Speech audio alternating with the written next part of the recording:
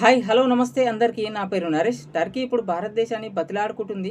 ఎందుకంటే మరి టర్కీకి టూరిజంకి భారతదేశం నుంచి ఎక్కువ ఆదాయం ఉంటుంది. భారతదేశం సంవత్సరానికి 2,00,000 నుంచి 3,00,000 వరకు అక్కడ టూరిస్ట్‌గా వెళ్తూ ఉంటారు.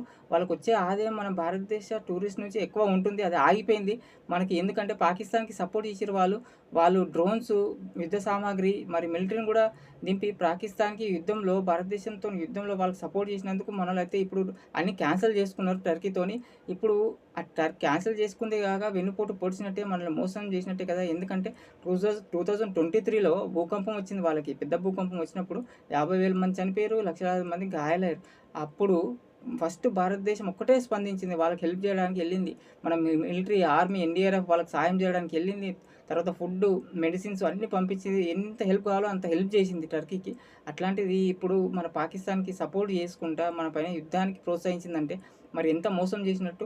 మరి టర్కీ వాళ్ళ దాంట్లో ఉన్నదంతా ఒకటే. మనం అర్థం చేసుకోవాలి హిందువులం.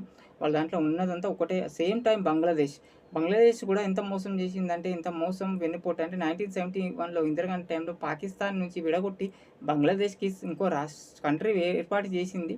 మరి దాంట్లో ఆ యుద్ధంలో మనం భారతీయ జవాన్లు, మిలిటరీ, మన ఆర్మీ గాని చాలామంది వేలల్లో చనిపోయారు. వేలల్లో ఖర్చొచ్చింది. కోట్ల ఖర్చొచ్చింది.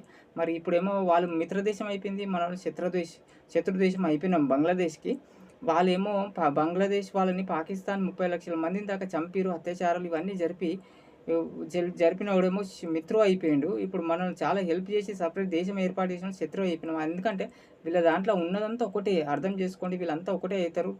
టర్కీ గానీ, బంగ్లాదేశ్ గానీ మనకైతే సపోర్ట్ చేస్తారని నమ్మొద్దు. పాకిస్తాన్‌కే ఉంటారు వాళ్ళు. వీళ్ళందరి దాంట్లో ఒకటే ఉంది. దీని గురించి మరో వీడియో చేస్తాను సెపరేట్‌గా. వీళ్ళెంత మోసం చేస్తారో. మనల్ని హిందువులైతే మేలుకోవాలి. హిందుత్వం పైన చాలా దాడి జరుగుతుంది.